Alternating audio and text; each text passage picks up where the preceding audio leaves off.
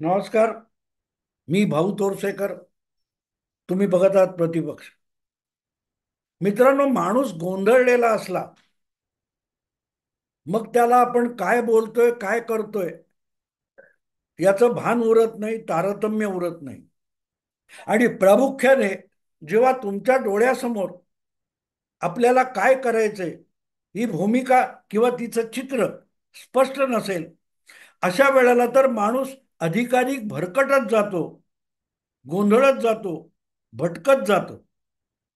उबाठा शिवसेनेचे पक्षप्रमुख माजी मुख्यमंत्री उद्धव ठाकरे यांची अवस्था नेमकी तशी झालेली आहे. आपल्याला काय करायचं होतं, आपण काय केलं, आपण कुठे चुकलो, आपण कुठली चूक करायला नको होती याचा विचारही न करता चुकलेल्या वाटेने ते पुढे पुढे जात आहेत. आणि जितके चुकत आहेत तितके आपण बरोबर असल्याचं सिद्ध करताना त्यांना अधिकाधिक चुका कराव्या लागतात. बारकाईने तुम्ही गेल्या 5 वर्षातलं उद्धव ठाकरेंचं राजकारण बघितलं तर तुम्हाला कळेल की ते जगातल्या सगळ्यांवर आगपाखड करतात, पण आरशामध्ये आपला चेहरा बघायला तयार नाहीत. आपल्या अंतरंगात झाकून आपल्याकडून कुठल्या चुका झाल्या याचं आत्मपरीक्षण करायलाही तयार नाहीत. आणि हीच त्यांची सगळ्यात मोठी समस्या आहे. ते कुठच्या कुठच्या सिनेमामध्ये दाखवतात ना की एखादा मारामारी होते, त्याच्यामध्ये समोरच्याच्या डोळ्यामध्ये मिरचीची भुकटी टाकतात आणि मिरचीची भुकटी डोळ्यात गेल्यानंतर डोळे चोळत चोळत डोळे उघडून समोर काय हे बघता येत नाही. तो माणूस अधिकाधिक गोंधळल्यासारखा भलतीकडे ठोसे मारतो, भलतीकडे हत्यार फिरवतो, हातातली लाठी फिरवतो. अशी जी अवस्था असते ती कोणाला लागते, कोणाला लागत नाही. आणि कधी कधी त्या तो स्वतःवरच अधिक इजा करून घेत असतो. नेमक्या तशा अवस्थेमध्ये आज उबाठा शिवसेना आणि तिचे पक्षप्रमुख उद्धव ठाकरे आहेत असं मला वाटतं. ठीक आहे, तुम्हाला मुख्यमंत्री व्हायचं होतं, त्याचा हव्यास होता, तुम्ही आजपर्यंतच्या सगळ्या गोष्टी गुंडाळून ठेवल्यात. पण एक गोष्ट विसरायला नको होती, ज्या वडिलांकडून आपण शिवसेनेच्या पक्षप्रमुख पदाचा वारसा घेतला, तो वारसा आपल्याला पुढे चालवायचा आहे. कारण शिवसेना हे नाव आपल्याला पुढे न्यायचं असेल तर शिवसेनेचा जो गाभा आहे, शून्यातून एक मोठा पक्ष संघटना बाळासाहेबांनी कशी निर्माण केली याचा कधीतरी अभ्यास उद्धव ठाकरेंनी केला पाहिजे होता. त्यांच्या भोवती जी तोंडपूजांची एक चंडा चौकडी उभी राहिलेली आहे, त्यांनी तुमचं कितीही कौतुक केलं तरी त्यापैकी कोणीही आज उभ्या असलेल्या शिवसेनेच्या उभारणीसाठी कसलाही हातभार लावलेला नाही. आणि त्यामुळे आपापल्या मतलबासाठी तुमच्या भोवती गोळा झालेली माणसं आपला स्वार्थ असेपर्यंत तुमच्या बरोबर राहतात आणि तो स्वार्थ साधला जाणार नाही म्हटल्यानंतर तुम्हाला सोडून जातात. ही वस्तुस्थिती असते. आणि म्हणून आपल्या वडिलांनी बाळासाहेब ठाकरे यांनी शिवसेना कशी उभी केली, त्यांना विश्वासू सवंगडी कसे मिळाले आणि त्या विश्वासू सवंगड्यांच्या खांद्यावर एक एक जबाबदारी टाकत एवढा राज्यव्यापी पक्ष ज्याचा जगभर दबदबा आहे असा शिवसेना पक्ष बाळासाहेबांनी कसा उभा केला याचा अभ्यास उद्धव ठाकरेंनी केला असता तर आज शिवसेनेची इतकी दुर्दशा झाली नसती. अगदी सगळ्यात बेसिक सांगतो, 1966 साली शिवसेनेची स्थापना झाली. पहिला दसरा मेळावा झाला. त्या दसरा मेळाव्याला लाखोच्या संख्येने उपस्थित असलेले मराठी तरुण सभा संपल्यानंतर, मेळावा संपल्यानंतर परत जात असताना दादर आणि परिसरातल्या अनेक भागामध्ये उडपी हॉटेलावर हल्ले झाले होते, दंगे माजले होते. आणि तिथून जी माध्यमातून वर्तमानपत्रातून बाळासाहेब ठाकरे आणि शिवसेनेवर अत्यंत विषारी टीका सुरू झाली, तो पत्रकार आणि बाळासाहेब ठाकरे यांच्यातला पंगा हा अखेरपर्यंत चालू राहिला. फक्त मुंबईपुरती असलेली ही संघटना हळूहळू मुंबई ठाणे परिसरात, काहीशी नाशिक पुणे परिसरात गेली. पण 1990 नंतर त्याचा राजकीय पक्ष तयार झाला. महाशिवसेनेचा मुख्यमंत्री 29 वर्षांनी महाराष्ट्रात सत्तेवर येऊन बसला. मनोहर जोशी हे पहिले मुख्यमंत्री झाले. तरीही मराठी माध्यमांनी, मराठी संपादकांनी, मराठी पत्रकारांनी कधीही बाळासाहेबांचं कोडकौतुक केलं नाही. पदोपदी शिवसेनेला आणि भाजप काय त्या बाळासाहेबांना खच्ची करण्यासाठी मराठी पत्रकारांची मराठी लेखणी झिजत राहिलेली आहे. आणि जितके मराठी पत्रकार आणि मराठी मीडिया, मराठी बुद्धिजीवी बाळासाहेबांच्या विरोधात दंड थोपटून उभे राहत गेले, तेवढी बाळासाहेबांची ताकद जनमानसात वाढत गेली. बाळासाहेबांची राजकीय शक्ती वाढत गेली. बाळासाहेबांचा राजकीय दबदबा वाढत गेला. हे मी का छातीठोकपणे सांगतोय? मला आठवतं एक प्रसंग असा होता. आज ज्याला संभाजीनगर म्हणतात, तो औरंगाबाद जिल्हा आणि औरंगाबाद नगरपालिकेची महापालिका झाली. ती 1987 मध्ये शिवसेनेने पहिल्यांदा मुंबईपासून इतक्या दूर जाऊन मराठवाड्यामध्ये औरंगाबाद महापालिकेत सगळ्यात मोठा पक्ष होऊन दाखवला, ज्यामध्ये हे चंद्रकांत खैरे वगैरे पहिल्यांदा नगरसेवक झाले. त्यानंतर बाळासाहेब तिथे गेलेले होते आणि पत्रकार परिषदेमध्ये काहीतरी घडलं आणि हाणामारी झाली. पत्रकारांना शिवसैनिकांनी मारलं, कुठच्या तरी एका पत्रकाराला. तर पत्रकारांनी, माध्यमांनी बाळासाहेबांवर बहिष्कार घातला होता. बाळासाहेबांच्या पत्रकार परिषदेला जायचं नाही. आणि हा बहिष्कार जवळजवळ 15 दिवस चालू होता. पण बाळासाहेबांनी कधीही पत्रकारांची माफी मागितली नाही आणि एक हळूहळू करत तो बहिष्कार बारगळला. याचं कारण बाळासाहेबांना माहिती होतं की पत्रकारांच्या बहिष्काराला काडीची किंमत नाही. मी जे बोलतो हे जर लोकांना वाचायचं असेल तर मग मी पत्रकारांना शरण जाण्याची गरज नाही. थोडक्यात, जितका बाळासाहेब माध्यमांशी, पत्रकारांशी पंगा घेत राहिले, तितका शिवसेनेचा विस्तार झाला. माध्यमं जितकी शिवसेनेच्या विरोधात होती, तितकी शिवसेना फोफावत गेली. तेव्हा आपल्या पित्याचा सगळ्यात मोठा वारसा काय असेल, तर तो पत्रकारांचा शिवसेनेला आणि शिवसेनेच्या पक्षप्रमुखावर असलेला राग किंवा विरोध ही शिवसेनेसाठी चेतना आणि प्रेरणा राहिलेली आहे. आज उद्धव ठाकरे आणि त्यांच्या पक्षाचं जे नुकसान झालेलं आहे, त्याचं सगळ्यात मोठं कारण माध्यमांचा, पत्रकारांचा, संपादकांचा उद्धव ठाकरे यांना असलेला पाठिंबा. यापेक्षा शिवसेनेला दुसरा कुठलाही शाप असू शकत नाही.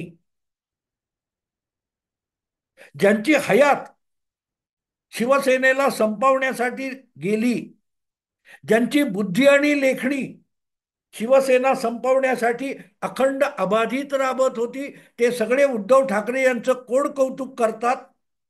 तेव्हाच कळतं की शिवसेना आज उबाठा होऊन अशी रसातळाला का गेली. कधीतरी उद्धव ठाकरे यांनी आपल्या तीर्थरूप जन्मदाते बाळासाहेब ठाकरे यांच्या राजकीय वाटचालीचा अभ्यास करावा. कधीतरी करावा.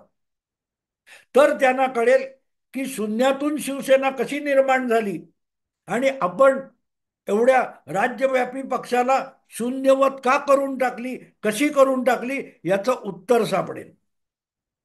माध्यमांच्या बळावर शिवसेना कधीही उभी राहिली नाही. माध्यमांच्या सततच्या टीकेला तोंड देत बाळासाहेब आपला पक्ष उभारत गेले. 1992-93च्या दंगलीत बाबरी पाडली गेल्यानंतर जे काहूर माजवलं गेलं, त्यामध्ये शिवसेनेला आरोपी ठरवणारे आणि तो पटेल आयोग वगैरे नेमला गेला. त्यामध्ये बाळासाहेबांना सुद्धा गुन्हेगार ठरवा म्हणून आग्रह धरणारे आज जर उद्धव ठाकरे यांचा उदो उदो करत असतील तर सरळ गोष्ट आहे की त्यांना बाळासाहेबांचा पराभव आपण उद्धवच्या मदतीनं करताना असं दिसतोय, तर ते तुमचा उदो उदो करणार. अशा लोकांची कुठलीही सहानुभूती बाळासाहेबांच्या पाठीशी कधीही नव्हती, म्हणूनच शिवसेना फोफावत गेली. आणि अशा लोकांची जेव्हा उद्धव ठाकरे आणि आदित्य ठाकरे हात मिळवणी करतात, तेव्हाच शिवसेनेचा पराभव अपरिहार्य होऊन जात असतो. आणि म्हणून यातून शिवसेना सावरायची असेल तर मग शिवसेनेला मीडियाशी पंगा घ्यावा लागेल. शिवसेनेची धोरणं, उद्दिष्ट ही संपादकांनी आणि पत्रकारांनी आणि मीडियाने ठरवायची नसतात. वर्षानुवर्ष 3, 4, 5 दशक शिवसेनेने अमुक करावं, शिवसेनेने तमुक करावं असं संपादक सांगत राहिले, पण बाळासाहेबांनी तिकडे ढुंकून बघितलं नाही. आपला अजेंडा घेऊन बाळासाहेब वाटचाल करत राहिले आणि बघता बघता मुंबईच्या महापालिकेतला एक पक्ष राज्यव्यापी पक्ष झाला आणि त्याचा मुख्यमंत्री महाराष्ट्राच्या राज्यावर येऊन बसला. जरा कधीतरी आपण ज्या शिवसेनेचा वारसा सांगतो किंवा वारसा हक्क शिवसेनेवर सांगतो, त्या शिवसेनेचा इतिहास आणि वारसा उद्धव ठाकरे आणि आदित्य ठाकरे यांनी तपासून बघावा. बाळासाहेबांच्या काळात शिवसेनेकडे वक्ते प्रवक्ते नव्हते, मोजकी 8-10 माणसं होती. अवघे 12 शिवसेना नेते होते, फक्त 12. अगदी मुंबईतून महाराष्ट्रभर शिवसेना पसरत गेली. शिवसेनेचा मुख्यमंत्री अस्तित्वात आला, मनोहर जोशी मुख्यमंत्री झाले, तेव्हाही शिवसेनेचे फक्त 12-1 डझन मंत्री काय ते नेता होते. नव्याने ज्यांना पुढाकार चान्स दिला गेला, संधी दिली गेली, त्यांना शिवसेना उपनेता म्हटलं गेलं. पण शिवसेना नेता ही गर्दी नव्हती. आज कोणही, सुषमा अंधारे पण नेता आहेत, आणखीन कोण कोण नेता आहेत. मला गंमत वाटते, कारण हा विषय मी बाळासाहेबांशी एकदा मार्मिकच्या काळात बोललो होतो की तुम्ही आता राज्यभर पक्ष होताय, अशा वेळेला तुमचे हे 12 नेते महाराष्ट्राच्या 25-30 जिल्ह्यांना पुरणार आहेत का? तेव्हा बाळासाहेबांनी मला एक छान मार्मिक उत्तर दिलं होतं. मला शिवसेना शिवसेना ठेवायची आहे, त्याचा प्रजा समाजवादी पक्ष करायचा नाही. याचा अर्थ असा होता की प्रजा समाजवादी पक्ष म्हणजे फक्त नेत्यांची मांदियाळी होती आणि कार्यकर्ता कोणीही नव्हता. बाळासाहेबांच्या हयातीमध्ये शिवसेनेत मोजके नेते होते, पण लाखोच्या आणि हजारोच्या संख्येने कार्यकर्ते आणि शिवसैनिक होते. आज शिवसेनेत नेत्यांची मांदियाळी तयार झालेली आहे, उपनेत्यांची झुंड तयार झालेली आहे, कळप तयार झालेत, पण शिवसैनिक कुठे आहे? आणि मग त्यामुळे लोकांचे प्रश्न सोडायला धावत सुटणारा शिवसैनिक, ही जी शिवसेनेची ओळख होती ती पुसली गेली आहे. आणि तिथे शिवसेनेच्या पदरी पराभवाचं काय ते माप पडलेलं आहे. तेव्हा यातून सावरायचं असेल तर आपल्याला राजन साळवी सारखा जुना जाणता शिवसैनिक का सोडून गेला, का जातोय? का नारायण राणे सारखा लढवय्या शिवसैनिक आपल्यापासून दुरावला? राज ठाकरे सारखा झुंजार भाऊ आपल्यापासून का दुरावला? आपल्या सोबत राहिलेली माणसं यांचा शिवसेना उभारणीमध्ये त्यांचं योगदान किती आणि शिवसेनेचे लाभ उठवताना त्यांचा सिंहाचा वाटा किती, याचा कधीतरी उद्धव ठाकरेंनी अभ्यास केला पाहिजे. मग त्यांना कळेल की नुसत्या वल्गना करून उपयोग नाही. शरद पवार यांना मित्र मानणारे बाळासाहेब ठाकरे यांनी कधीही शरद पवारांबरोबर राजकीय मैत्री केली नाही, तर का केली नाही? हे जर उद्धव ठाकरे ओळखू शकले असते तर आज उबाठा शिवसेना म्हणून त्यांच्या पक्षाची जी दुर्दशा झालेली आहे ते बघायची वेळ ठाकरे परिवारावर आली नसती. गेली 4-5 वर्ष लोकसभा विधानसभेच्या निवडणुका होईपर्यंत सगळ्या पत्रकारांमध्ये आणि सगळ्या माध्यमांमध्ये उद्धव ठाकरे यांच्याविषयी कमालीची सहानुभूती होती. बाळासाहेबांना अटक करायचा जेव्हा पवित्र छगन भुजबळांनी घेतला 99-2000 मध्ये, तेव्हा सुद्धा बाळासाहेबांविषयी माध्यमांमध्ये पत्रकारांमध्ये सहानुभूती नव्हती. इतकी सहानुभूती उद्धव ठाकरेंना मुख्यमंत्री पद गमावल्यानंतर पत्रकार दाखवतात. तिथेच शिवसेनेची घसरगुंडी कुठे झाली याचं उत्तर आपल्याला मिळू शकतं. आपल्याला मिळून उपयोग नाही, कारण आपण ऐकणारे तुम्ही किंवा बोलणारा मी, आपण शिवसेना सावरू शकत नाही. ते काम उद्धव ठाकरे आणि उभाटा शिवसेनेच्या नेत्यांचं आहे. आणि म्हणून त्यांना हा विचार करावा लागेल की आपली इतकी घसरगुंडी का झाली आहे. त्याचं उत्तर शोधत निघालात तर आपल्याविषयी आजवरच्या आपल्या पित्याच्या संस्थापकाच्या शत्रूंना आपल्याविषयी इतकी आत्मीयता का वाटते याचा शोध घ्यावा लागेल. बाळासाहेबांचे शत्रू आणि विरोधक जेव्हा उद्धव ठाकरेंविषयी इतकी कमालीची आत्मीयता दाखवतात, तेव्हा एक गोष्ट साफ होते की बाळासाहेब ज्या मार्गाने जात होते, ज्या भूमिकेत होते, त्याच्या नेमक्या उलट्या भूमिकेमध्ये उद्धव ठाकरे जात असणार. आणि म्हणूनच बाळासाहेबांचे हितशत्रू हे उद्धव ठाकरे यांचे हितचिंतक होऊन गेले. मी जेव्हा म्हणतोय की उद्धव ठाकरे यांनी आपल्या घसरगुंडीचं आत्मपरीक्षण करताना जरा आपल्या तीर्थरूपांची बाळासाहेबांची आठवण करावी, त्यांच्या 30-35 वर्षाच्या वाटचालीचा बारकाईने अभ्यास करावा. त्यामध्ये एक समान धागा सापडेल की बुद्धिजीवी आणि संपादक पत्रकार, प्रामुख्याने संविधान, लोकशाही वगैरे पोपटपंची करणारे आणि बाळासाहेब ठाकरे यांचं कधीही पटलं नाही. बाळासाहेब ठाकरेंना कुमार केतकर घटनाबाह्य सत्ता केंद्र म्हणत होते आणि आपल्या आजोबाची किंवा पित्याची भाषा विसरलेले उद्धव ठाकरे आणि आदित्य ठाकरे तोच कुमार केतकरांचा घटनाबाह्य शब्द मोठ्या अगत्याने वापरतात. तिथे कळतं की उभाटा शिवसेनेचा इतका बोजवारा का उडालेला आहे. पित्याच्या हितशत्रूंना आपले हितचिंतक समजल्यावर यापेक्षा वेगळं काही होत नसतं, काही होत नसतं. आणि आज प्रत्येक जण उठून एकनाथ शिंदेकडे जातोय. तुमची साथ आता नजीक निवडणूक नसताना सुद्धा राजन साळवी किंवा तत्सम लोक सोडून जात आहेत.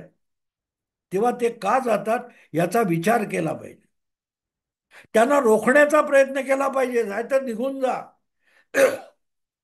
निघून जा म्हणताना तुम्ही बाळासाहेबांचा वारसा चालवणारा जो दुसरा घटक किंवा गट आहे तिकडे निघून जा असं सांगताय. आणि एकनाथ शिंदे मात्र बाळासाहेबांचा विचार, बाळासाहेबांच्या भूमिका काळजीपूर्वक जपून पुढे चालण्याचा प्रयत्न करताय. तेव्हा आपण पित्याकडे पाठ फिरवली, पित्याच्या वारशाकडे पाठ फिरवली हे तुमच्या लक्षात येईल.